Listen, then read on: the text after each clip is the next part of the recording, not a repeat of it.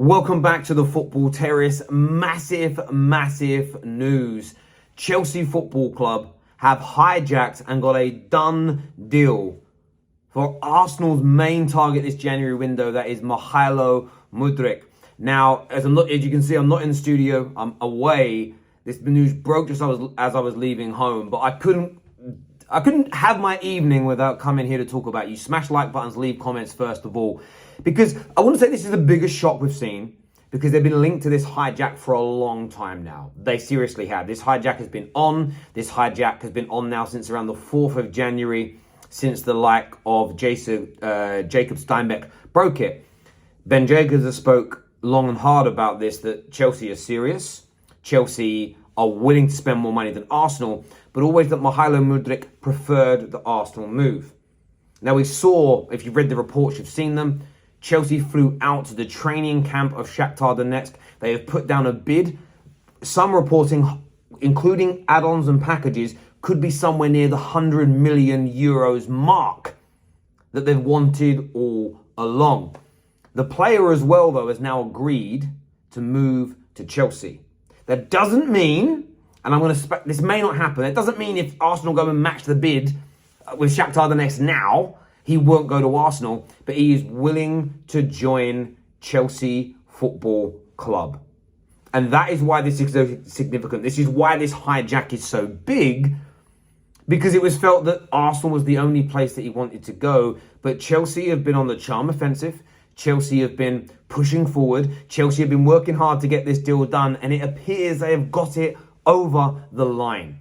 Now, I want to get your take on it. I want your views. I want your opinions in the comment section below now.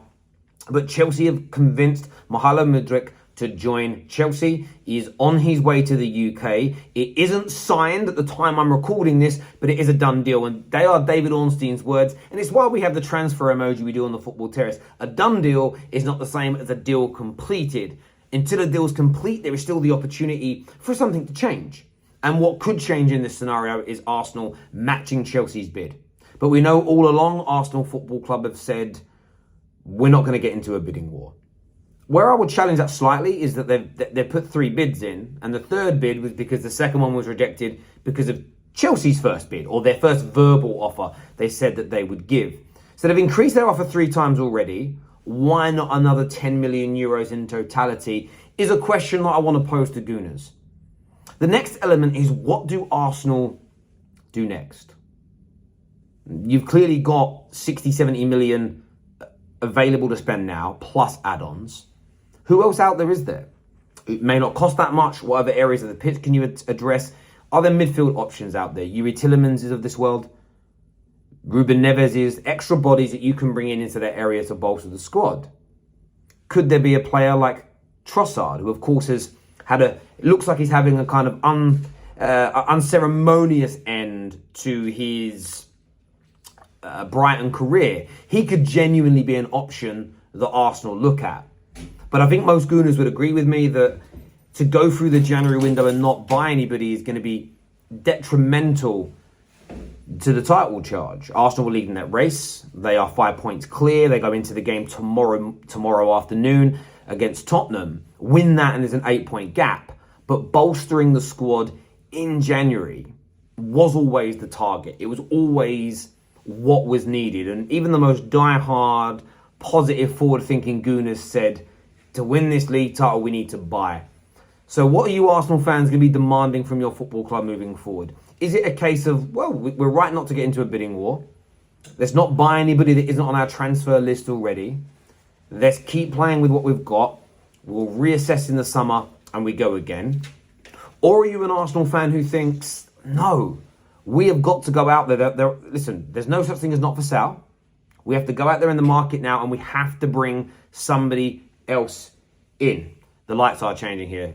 Jess is turning different lights on people. That's why the lights are all going on and off. Can they bring somebody else in? That is what they need to go out and ask, and that is what they need to go out there and try to do. That's what some Arsenal fans will say. But as ever, I really do want your views and I want your opinions on this. From a Chelsea perspective, how are you feeling? I've seen a couple of big Chelsea accounts kind of come out and say that although they're happy at the club spending money, and although they're not going to scoff at the idea of MYKHAYLO MUDRYK coming in, there is a train of thought of why do they need him as of now? What happens with Marcus Thuram and other players they're looking at? Why not address the midfield? If you're willing to spend this much on MYKHAYLO MUDRYK, the loan fee that you put in for João Felix, what about the situation with Enzo? I totally get and understand the rationale and reasoning as to why Chelsea fans are confused. But let's not get away from the fact that this is a very talented player. I won't change my tune, and nor should anybody else, surrounding how good or how bad you think Mudryk is. We know he's a supreme talent. We know that he is a player with the world at his feet. He's somebody with the potential to go on and be a star of European and world football. So I'm not going to change my tune because it looks like he's joining Chelsea as compared to Arsenal. This is a superstar in the making. And when you think about the underperformers in Chelsea's team, maybe he's gonna do well. Maybe he will do well and he'll elevate them. But there is also a train of thought of, and I know some Chelsea fans have got this, is he just buying him because Arsenal wanted him? Is he just buying him because Arsenal wanted to bring him into the football club? Is this a case? I know there's a kind of accusation that goes around that Todd Bowley doesn't know what he's doing. He just quite simply checks what other people are up to and kind of copies their homework, as it were. But I want to get Chelsea fans' views and opinions on that. But I do think this deal is significant. And I think City fans tonight are rejoicing. I think Man City fans are thinking, thank God Arsenal haven't improved their squad as of yet. Because we're struggling. We're losing and dropping more points and losing more games than them. You'll have Man United fans. And I'm not going to lie, this is a train of thought of mine. I want Arsenal to win the league over City. Because I don't want them City doing a three-peat. But at the same time, are Man United now in a title race?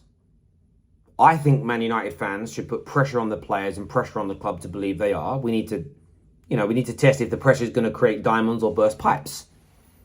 And if Man United are in a title race, if we beat Palace, if Arsenal drop some points in the next week, do I want Arsenal strengthening their squad?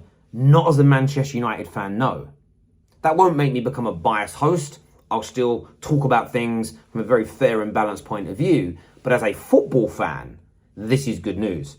So Arsenal fans will see it. Rivals will be rejoicing in this news this evening. There is no doubt about it. Why would they not? Because you certainly would be. But the big question for Arsenal fans isn't, well, why are we being bantered? Or this isn't fair? Or, fair, Chelsea are this, Chelsea are that. My biggest question, if I was in your shoes, would be, what are the Cronkies, what's Edu, and what are Arteta going to do about it?